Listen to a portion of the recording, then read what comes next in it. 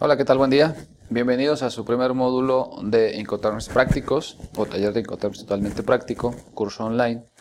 En este módulo vamos a ver qué son los Incoterms y vamos a empezar hablando precisamente de ellos, ¿no? ¿Qué son los Incoterms? Los Incoterms nacen por la necesidad que tienen compradores y vendedores en ponerse de acuerdo en una negociación de una compraventa internacional.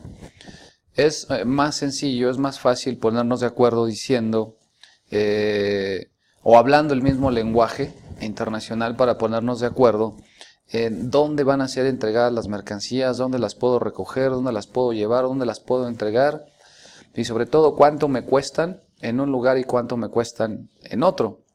Entonces los Incoterms tienen esa función. Nos dice la Cámara de Comercio Internacional que las reglas Incoterms pues describen principalmente esas tareas, costos y riesgos que implican la entrega de la mercancía de una empresa vendedora a una empresa compradora. Entonces nos vamos a poner de acuerdo en las condiciones inclusive de la entrega de la mercancía, empacada, embalada, disponible evidentemente para iniciar el trayecto internacional en a lo largo de esa cadena logística internacional. Y bueno, pues eso tiene que ver justamente con los Incoterms. Nos explican un conjunto de términos comerciales. Estos se dividen o se reconocen porque se reflejan por tres acrónimos, tres letras, que evidentemente debemos de incluirlos en nuestro contrato de compraventa. Las reglas Incoterms por sí solas no tienen validez jurídica. Son solo reglas, no perdamos de vista eso, son reglas solamente, se derivan de la lex mercatoria, de la práctica que tienen los comerciantes al hacer pues esas formalidades, ¿no? Al hacer esa compra, esa venta de alguna mercancía. Sin embargo, si lo incluimos en nuestro contrato de compraventa, bueno, pues le damos ese valor jurídico, porque inclusive en el mismo contrato de compraventa, que es precisamente un contrato y estamos especificando cuáles son sus alcances, en caso de incumplimiento, en qué tribunales inclusive voy a pues tratar de resarcir ese daño o reclamar ese daño. Si no está en el contrato de compraventa, finalmente la Cámara de Comercio nos dice que si no existiera tal, el derecho internacional privado nos define o nos defiende que en caso de a falta del contrato, una orden de compra o una factura funge como tal. Finalmente es un acuerdo de voluntades y existe la evidencia de que se realizó una previa negociación. Solo que nos dice que la reclamación será en el país del vendedor. En el contrato de compraventa especificamos dónde va a ser, si es en el país del comprador o es en el país del vendedor.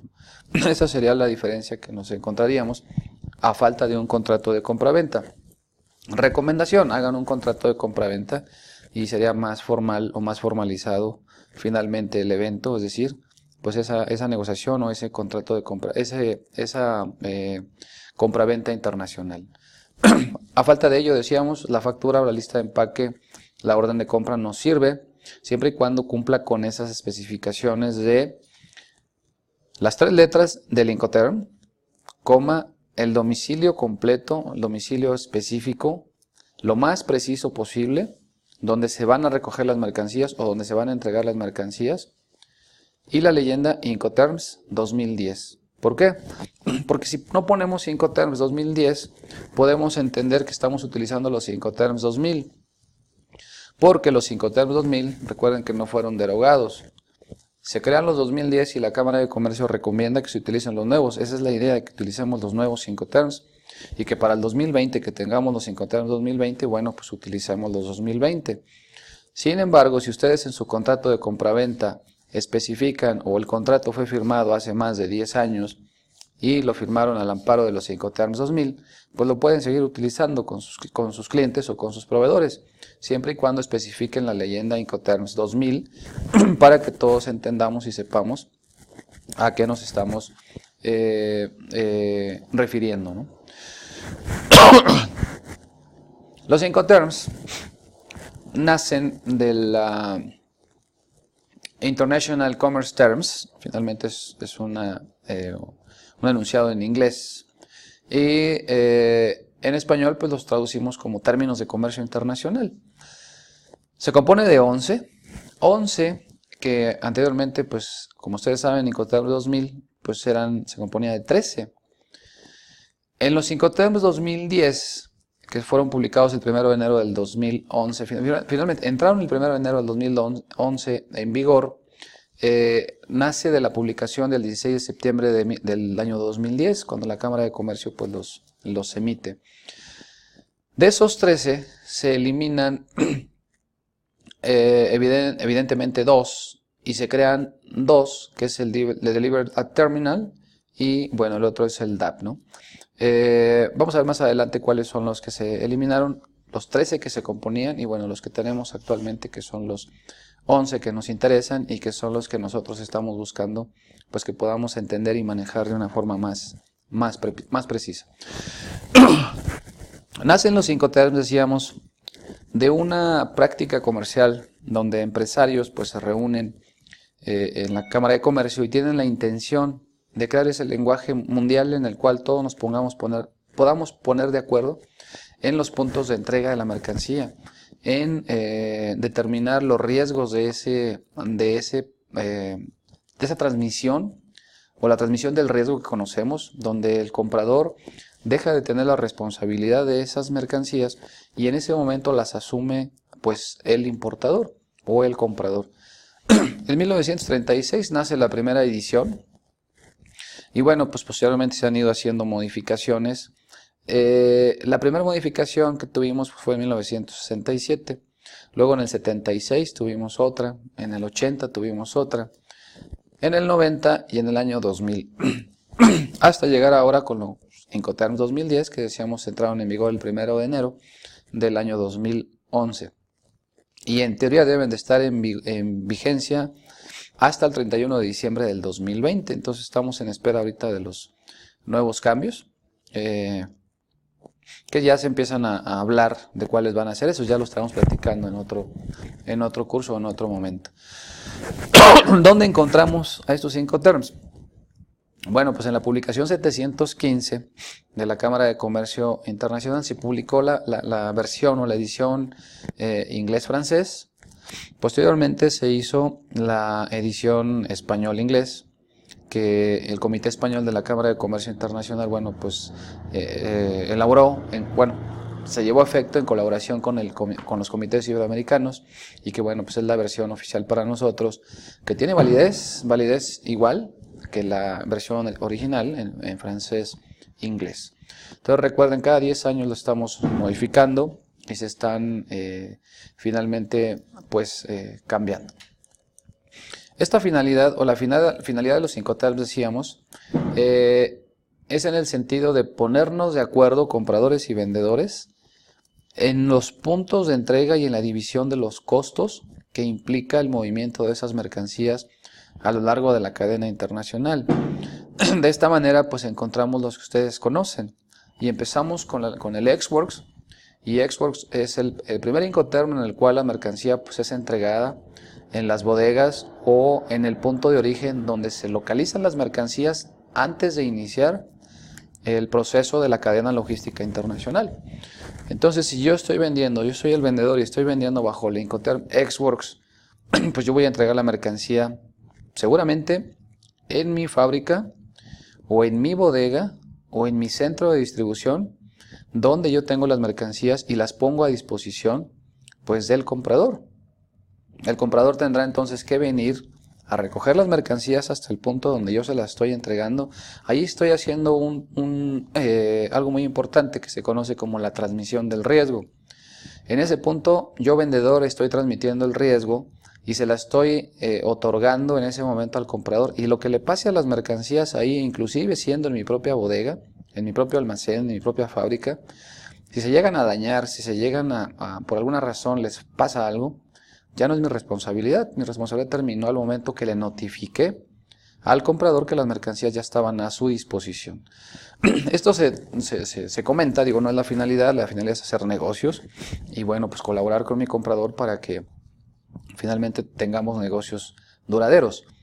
Pero suponiendo que yo le notifiqué que la mercancía ya estaba a disposición y él no mandó por ellas y por alguna razón yo no tengo dónde almacenarlas, andan moviéndose de un lado a otro en el almacén, en los andenes, y puede dañarse. Entonces cuando se la lleva y él se da cuenta que se dañó, pues yo le notifiqué, le avisé, y si no vino por ellas, bueno, pues es un problema que él deberá de resolver. Digo, no es la finalidad, pero eso sucede. Luego tenemos el FCA. Y FCA implica, es muy parecido a Ex-Works, aunque FCA se maneja en dos sentidos. Por ejemplo, FCA con transporte pagado. Eso quiere decir que yo, exportador, llevo la mercancía a la primera aduana de salida, al puerto, al aeropuerto o a la frontera, y la mercancía la exporto, hago el trámite de exportación, es decir, primero contrato el transporte y pago el flete para llevarlo a ese punto de salida, a esa aduana. Hasta ahí ya estoy pagando un flete. Luego pago el despacho de exportación, es decir, le pago al agente aduanal, hago el pedimento de exportación, pago las contribuciones de comercio exterior a la exportación si las hubiera, pago las maniobras que implicará el dejar esa mercancía exportada dentro de esa aduana. Vamos a suponer aeropuerto de Ciudad de México. Yo entrego la mercancía exportada y seguramente me van a cobrar una maniobra por descargar esas mercancías y ponerlas a disposición en el recinto fiscalizado de la línea aérea que va a hacer el flete internacional. Esa la pago yo, es decir, yo pago esa maniobra. Pago al agente aduanal sus honorarios, pago los impuestos de exportación. Es decir, yo hago la exportación, finalmente eso se conoce como las formalidades aduaneras a la exportación. Y tengo la segunda modalidad de FCA en la cual el comprador me pone el transporte. Yo pongo la mercancía a disposición en mi fábrica, en mi centro de distribución, en mi bodega, y el comprador me manda su transporte, el que haya escogido a su conveniencia, y yo tengo la obligación de cargar las mercancías en ese transporte. Él las lleva a la aduana, yo no pago ese flete, pero sí hago yo lo que mencionaba acerca de las formalidades aduaneras de la exportación. Yo pago al agente aduanal, yo pago el pedimento, la exportación, y seguramente voy a pagar una maniobra para descargarla en esa bodega. Si no es así, es porque está incluida en el flete que pagó finalmente mi cliente. FCA se maneja en esas dos vertientes, con transporte pagado hasta la aduana de salida o sin el transporte pagado hasta la aduana de salida. ¿Quién paga el seguro en este caso? Ni el comprador ni yo exportador estamos obligados a contratar un seguro.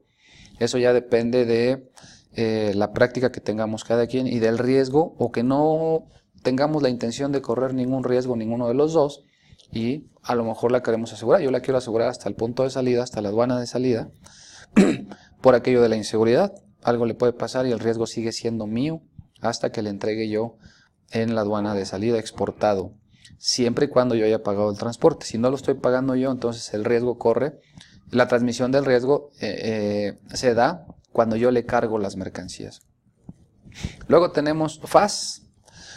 FAS implica llevar la mercancía al puerto, a un puerto de salida de exportación, llámese Manzanillo, México, llámese Veracruz, México, y el puerto que ustedes quieran, hablando todavía del país que está exportando.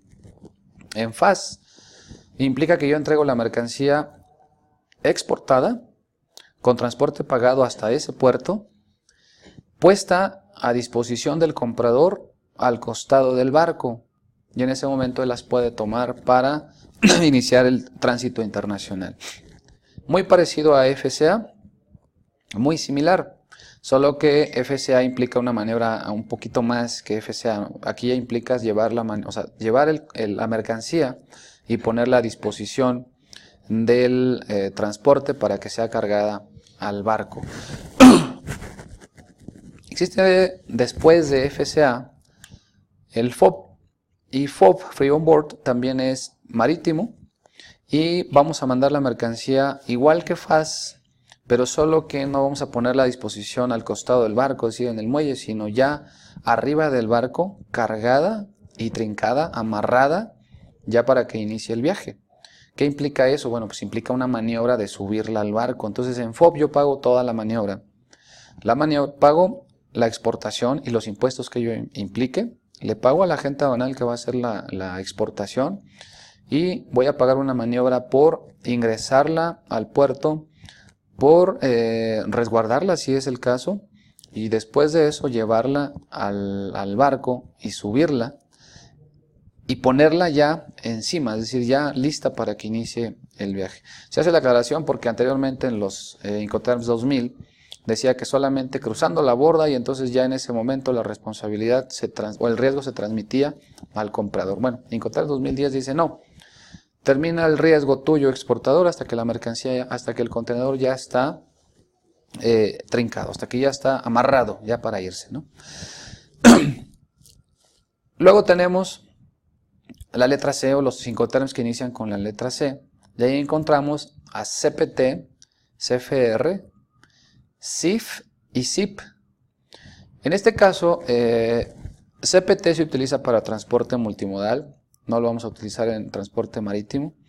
Y CFR es para transporte marítimo igual que CIF. ¿Qué implica CPT? Vamos a suponer que enviamos una mercancía aérea y la mercancía sale de mi bodega de Ciudad de México, que tengo en Vallejo. Voy a mandar la exportación por el Aeropuerto Internacional de la Ciudad de México y la voy a mandar al aeropuerto de Tokio, en Japón. Si yo estoy enviando la mercancía en CPT, entonces implica que yo voy a tomar mi mercancía todavía, porque yo soy el exportador, la tomo de mi bodega, la llevo al aeropuerto, la exporto, y obviamente con todos los gastos que eso implica, y la llevo al aeropuerto de Tokio. Es decir, yo contrato el transporte internacional y la llevo hasta Tokio. Lo que suceda una vez que el avión aterriza la mercancía o es entregada a algún recinto fiscal allá, algún almacén, en ese momento, de hecho desde que llega o desde que arriba la mercancía a Tokio, ya mi responsabilidad terminó. Bueno, de hecho desde que yo estoy exportando la mercancía en FCA, hago la transmisión del riesgo. Es decir, yo estoy pagando la operación logística, estoy pagando el flete de México a Tokio, pero si algo le pasa a la mercancía en ese trayecto, ya no es responsabilidad mía. Es decir, la transmisión del riesgo termina en la aduana de salida, en el Aeropuerto Internacional de la Ciudad de México. En ese momento yo le notifico al comprador que su mercancía ya está entregada en el Aeropuerto de Ciudad de México y que va a iniciar el vuelo en el siguiente vuelo tal que yo contraté a mi cuenta y que obviamente voy a incluir en mi precio de exportación. El comprador ya sabe que la mercancía ya, a partir de que yo la subí al avión, a partir de que yo la exporté, en ese momento él asume la responsabilidad y el riesgo de la mercancía. Si la mercancía se daña o se extravía o se pierde en el trayecto, ya no es responsabilidad del exportador, él ya cumplió con su parte, él ya cumplió con exportarla. Entonces tiene la obligación el comprador de pagar esas mercancías. ¿Cuál es la diferencia con CFR? Bueno, es muy similar, solamente que CFR pues es marítimo. Y entonces CFR implica que yo exporto la mercancía por un puerto de México, la subo al barco, la mando en exportación y cuando llega al puerto el cliente la recibe. En ese momento entrego la mercancía, mi lugar de entrega es el puerto de destino al cual voy, es decir, en el cual tengo que entregarle a mi comprador. Pero la responsabilidad o el riesgo terminó cuando yo la subí como si hubiera sido en FOB, como una vez que estuvo arriba del barco y amarrada o trincada ya para que iniciara el viaje. Entonces eso es lo que, y en el caso de CIF y CIP, pues es lo mismo que por ejemplo CIF es lo mismo que CFR, la diferencia es que ahí estoy pagando un seguro del transporte internacional. En el caso de CIP, CIP, es lo mismo que CPT, solamente que estoy incluyendo un seguro. Entonces, ¿qué incluyo en CIF? Voy a incluir, obviamente, las mercancías, llevarlas a la aduana de salida, contratar obviamente la agente aduanal, hacer las formalidades aduaneras de exportación, contratar el transporte internacional y entregarlas en ese puerto o en ese aeropuerto que yo acordé con mi comprador.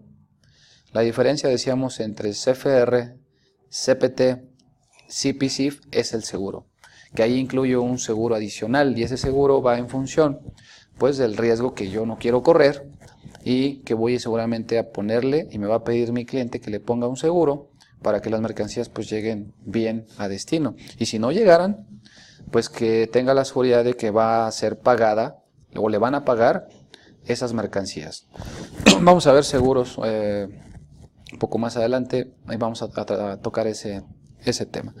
Entonces de esta manera nos vamos a poner de acuerdo todos y todos vamos a estar pues finalmente conscientes y vamos a estar seguramente muy pues complacidos con hacer que las mercancías lleguen finalmente al destino final. Aquí podemos ver en esta cadena logística internacional cómo inicia el viaje una mercancía, ¿no? Por ejemplo, cuando hablamos de la parte del exportador, en esta parte, podemos colocar la letra E. Vamos a hablar de la clasificación, lo vamos a ver en el siguiente módulo, vamos a tocarlo un poquito ahorita aquí. De la letra E, la F, la C y la D, lo vamos a ver en el siguiente módulo. Ex Works inicia en el lugar del exportador, donde el exportador tenga las mercancías a disposición de ¿quién? Pues de este comprador, ¿no? O del importador. Entonces Ex Works va a ser la primera, el primer Incoterm, el que implica menos riesgo para el exportador y el que implica todos los riesgos para el comprador. Luego tenemos FCA, decíamos en las dos modalidades, con transporte pagado hasta, es decir, la aduana de salida, o sin transporte pagado hasta la aduana de salida. Pero sí implica, perdón, que voy a pagar el despacho de exportación, el agente aduanal, y bueno, pues un flete local hasta el lugar hasta ese lugar, o si no, si hay disposición del cliente de poner el transporte, bueno, pues entonces no lo pagaré. Y luego tenemos FAS, que es al costado del barco. Tenemos FOB, que está más avanzado, porque sabemos que FOB ya lo ponemos arriba del barco. Y tenemos CFR, que implica llevar la mercancía hasta el puerto o aeropuerto, o la aduana de llegada de las mercancías. Hasta allá tenemos que llevarlo en CIF, perdón, en C, y entregamos en la aduana de llegada. Pero arriba del transporte, las maniobras que se generen ya para bajarlo del barco a digamos, al muelle, pues ya son a cuenta del importador. Nosotros cumplimos con llevarlo hasta el país de destino al cual vamos y ahí lo vamos a dejar, en ese puerto o en ese aeropuerto, si fuera CPT. Si fuera CIF, lo único que le vamos a incluir pues es un seguro en este trayecto, un seguro que se va a sumar evidentemente pues al precio inicial con el cual negociamos en nuestro contrato de compraventa. Todos esos valores, esas variables les vamos a poner valores ya en un ejercicio, el primer ejercicio, y vamos a ir viendo cómo determinar el precio de exportación y determinar pues el costo de importación. Lo mismo para CIF, SIP y SIP son lo mismo. ¿Puede ser igual un precio CIF que un precio SIP? No, evidentemente no, porque SIF es marítimo y SIP es multimodal, entonces no vamos a tener un precio igual, aunque estemos hablando de una pieza y de un mismo producto que en Ex Works costaba lo mismo. Pero esta parte de los costos logísticos que implica llevar una mercancía de un lugar a otro, evidentemente varía en el precio. Entonces debemos de ser muy conscientes en el tipo de transporte que vamos a utilizar, que depende del tipo de mercancía y depende de algunos otros factores.